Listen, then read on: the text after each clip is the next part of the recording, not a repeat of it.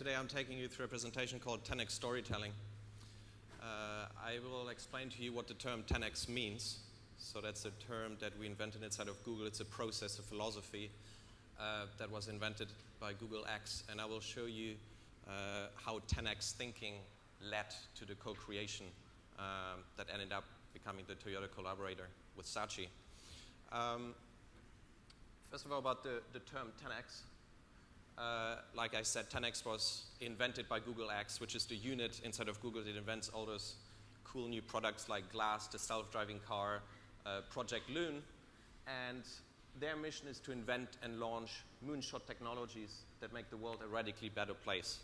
So today we're not going to talk about the moonshot technology because it's strictly like science, but we're going to talk about 10x thinking because I think we can create a parallel between 10x thinking for the scientists and for us in the creative world. So here's a little summary of what Google X has been up to and 10x thinking.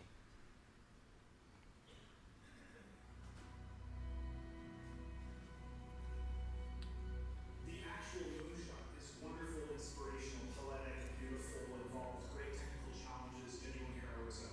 It brought the world together. But think about the Polynesian island on the dugout canoe, deciding one day they were going to go that way. No one had ever been that way before. Nobody even knew there was anything that way before. It was amazing, and it changed the world. People can set their minds to magical, seemingly impossible ideas, and then through science and technology, bring them to reality. And that then sets other people on fire that other things that look impossible might be accomplished. Many years ago, the great British explorer George Bell, who was to die on Mount Everest, was asked why did he want to climb it. He said because it is there. Everyone else in the world is working on the next 10%. If you can be the one that delivers that 10 times improvement, you have a chance to really change things. If you want cars to run at 50 miles per gallon, fine, you can retool your car a little bit. But if I tell you it has to run on a gallon of gas for 500 miles, you have to start over. You need a lot of courage in this work, and you need a lot of persistence. Even if you don't really 100% believe it's possible, like you might think this might be possible, have the courage to try. That's how the greatest things have happened. You don't spend your time being bothered that you can't teleport from here to Japan, because there's a part of you that thinks it's impossible. Moonshot thinking is choosing to be bothered by that. We choose to go to the moon in this decade and do the other things, not because they are easy, but because they are hard. Humanity's progress has been a series of amazing, audacious things, something very small and personal, like the great, big, and grand.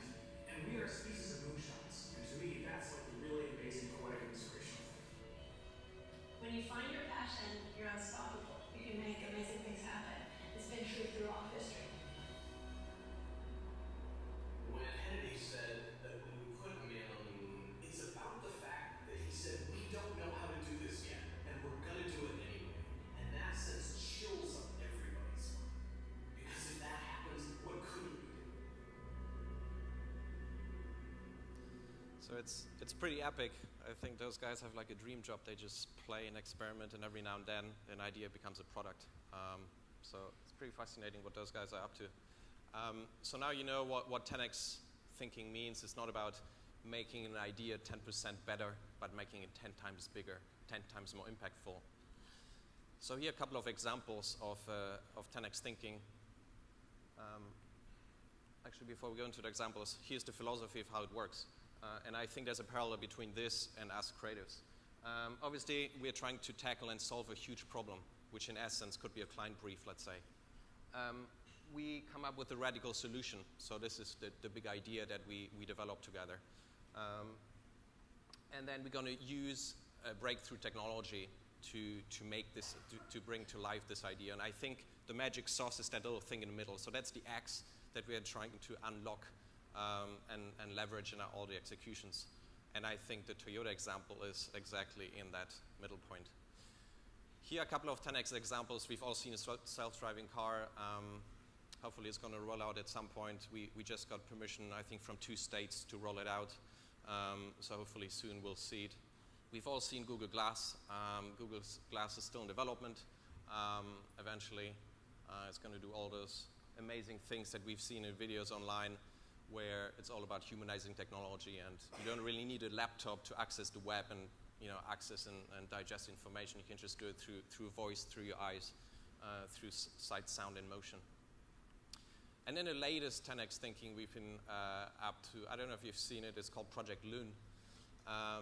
And that was actually dreamt up by our chairman, Eric Schmidt. Turns out in the world there's 7 billion people, but only 2 billion people have access to the internet, which is kind of ridiculous considering it's 2013. So what happens to the other 5 billion people? We at Google, we believe that the entire world should be connected to the web, should be connected to information, and we believe in information almost be as powerful as like governments. So imagine, suddenly North Korea had access to the internet. What they would find out would probably cause a revolution. So that's how we look at the internet and information in general. So we did a successful pilot in New Zealand. Turns out in New Zealand, on a couple of islands, there's no reception at all, no internet. So we launched a couple of balloons to the stratosphere, and actually those balloons were all interconnected. So that web of balloons almost acted as transmitters of a Wi-Fi signal. And here's a quick overview of what it is. Sometimes everyone isn't really everyone. Like when people say everyone's on the internet, because the truth is, for each person that can get online, there are 2 that can't. And when we look closer, that everyone looks even less like everyone. In some places, it's more like 1 in 1,000. In others, it's 1 in 10,000. And in some places, no one's online at all. But what if there was a way to light up the entire globe and finally make all the world's information accessible to all of the world's people? Well, even though today 1 in 3 kids can't get to a real secondary school, everyone can have secondary school come to them. In places where there aren't enough doctors, everyone could be helped by doctors in other places. Farmers everywhere could start using better weather data, so everyone could enjoy a bigger harvest.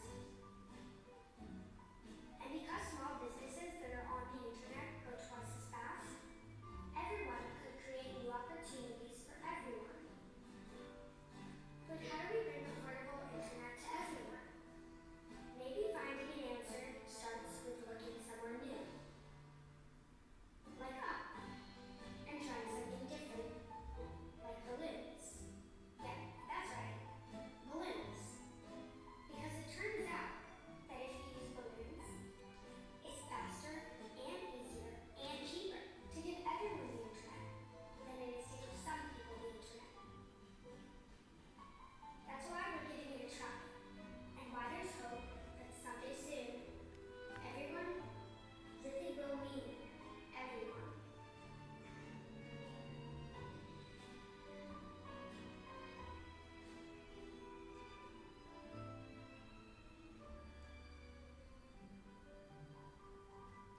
So it's pretty exciting. So we've done 1 successful test.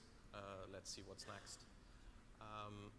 But then when you take a step back and you think about all those big ideas, and you might wonder, how do you start those ideas in the first place, and how can you make those real?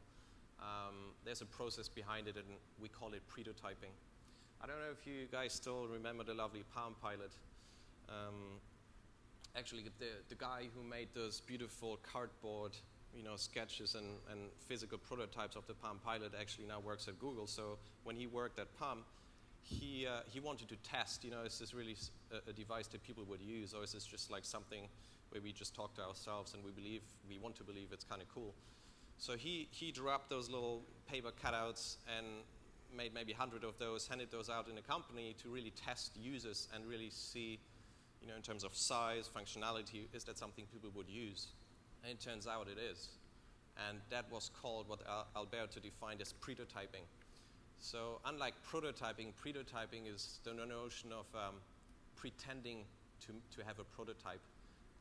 And it's about the quickest, cheapest, simplest way to bring an idea to life. So you don't have to worry about financial risks and all the lawyers and all those other things. This is just purely creative, how can you bring an idea to life? And I think that's the connective tissue with what we're about to present to you that we did with Toyota, because it's tied very closely to the act of prototyping. Here we go. Before we go into the case study, here's, I think, the connective tissue also to our creative industry. When you think about, as a creative, when you think about, how do we successfully sell TV ads to clients? There's a universal method that is, accepted worldwide. You create a mood board, a storyboard, you tell the story, people just get it. However, in a digital world, I think it's slightly different. I think we've been witnessing a trend over the last couple of years where I think everyone, the agencies, the clients, everyone sort of like lost the plot when you look at all those wireframes and storyboards, and it's like, okay, so what's the big idea? What am I looking at? So I think we've been witnessing a trend of where the biggest digital ideas were born thanks to prototypes. You show a couple of flat designs to someone, that person says, it's fine, keep exploring. But if you actually show the same idea with a prototype, a tangible thing that you can create an emotional connection to, then suddenly it clicks and you just get it. And that was exactly what we've collectively done for the Toyota project. And at this point, I will actually hand over to Kimberly from Toyota, who will take us through the insights, the strategy behind this project, explain to you what the problem is that we are trying to solve, and then Dylan will take us through a live demo. Hopefully it works. Should we switch over? Cool, yeah, so let's switch over to the Hangout now.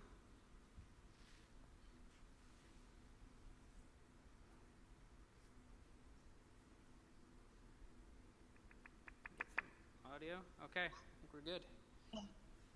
Can you guys hear me? Yay.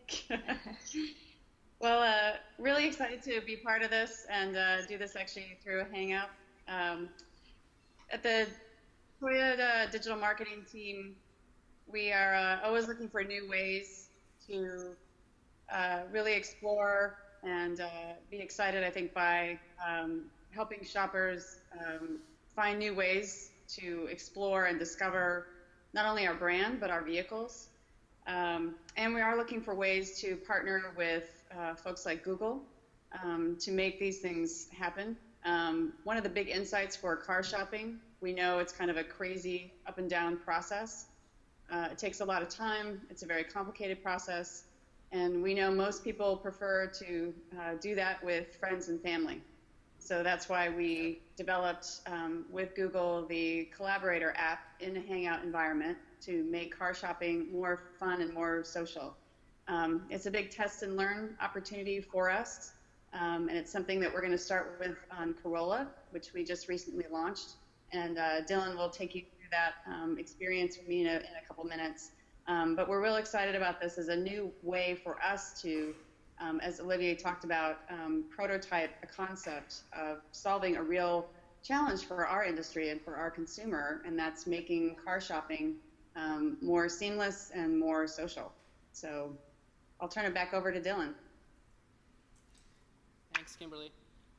Before I show you the actual demo, I wonder if you could switch back to the keynote. I want to walk you guys through a little bit of the process and how this evolved, and kind of picking up where Olivier left off and understanding why, especially for things that are involving advanced technologies, things that most people haven't really tried before, prototyping is really helpful. So this all started back, was like last March, I think. Olivier came over and we were kind of chatting about, some of the cool technologies that Google's working on, and one was the potential of what you can do inside of a Hangout. Most people think of Hangout as just purely video chatting, but it's actually a real platform, and you can build rich HTML5 applications on top of Google Hangout. So sort of one of the first things that kind of popped in our head, well, wouldn't this be great if we could do a car configurator? Car configurators are a staple of car shopping, online car shopping. But I think where they fail is that they're solitary experiences. You get on, you do it by yourself. Whereas in real life, car shopping you really want it to be social. You bring your family, you bring your friends, you bring your wife, you bring your dad, you bring people to the dealership with you to check out the car. So when you're shopping online, let's unlock that, that activity for people who are online shopping. So this was the initial prototype, or prototype that we showed. So this was functioning. When we shared it with Kimberly and the rest of the Toyota team, it really helped because you start talking about what does a multi-user interface look like, and unless you've used one before, unless maybe you play a lot of video games or something, there's a lot of concepts you're not going to immediately grasp. So seeing a prototype and actually getting to play with it and seeing it work, I think really helps it click immediately. So this was the initial prototype we built. So once we sort of agreed to move forward and start exploring a little more, we got in and actually started doing some wireframing. One of the first insights that we arrived on was that you want it to be super clear that there's multiple people using this at the same time. And so how do you do that? And some of the inspiration came from Google Docs, which is another great multi-user platform. But here you can see you see the cursor. So I see my cursor, but I also see my friend's cursor at the same time, so I can see where they are on the interface and what they're doing. We incorporated sort of the Google Hangout skin. So on the bottom, you get to see the video feed of your friend. You can obviously hear them as well. Moving into changing wheels, changing features. Lots of things to consider. Do I always see exactly what my friend is doing? Do we share the screen, or do we end up just seeing the results? That's a big question. So once we got past that phase, we started getting into design. We really felt like this should be playful, somewhat rooted in video games. We didn't want this to be like other configurators, which I think are very straightforward. They can be dry and overly complicated. So we really wanted to just, narrow it down to just the basic functionality of what a configurator is and keep it fun so that people can actually have fun with their friends rather than making feel like they're doing homework. Started moving into design, some initial iterations. And then one of the first things that was really exciting for us was we got invited to Google I/O in May, and we were one of the only automotive presenters there, showing what potential of Hangout can be. So we show this at Google I/O, and here's what the initial prototype looked like. So this was actually a functioning prototype. So from the time that we initially shared the idea with Toyota, I think this was about maybe 35, 40 days, and we had a functioning prototype working in Hangout. I guess. And here's a quick video demo of that prototype. We can get some audio on that.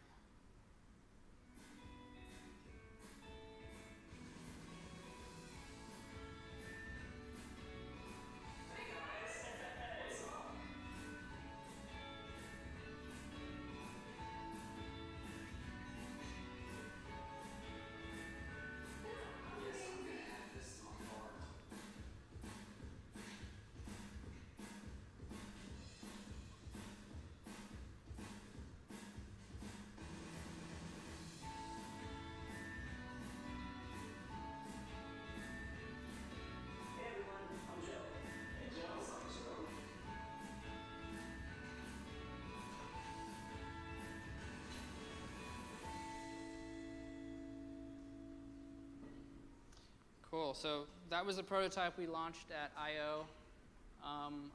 So this is our setup at I/O, and we had a lot of fun sharing it with people. Lots of interest. We were featured in Fastco Create as well, right on the I/O launch. And I think obviously this experience of having a deadline right away, building a prototype, really allowed us to vet out a lot of the features and a lot of the things, and gave us a lot of great learnings, which helped us build the app, which I'm going to show you in a minute. So this is what the new app looks like. So we're launching it at the end of this month. So the version I'm going to show you today might have a few glitches, but hopefully it'll work smoothly. So with that, let's switch over and do the demo.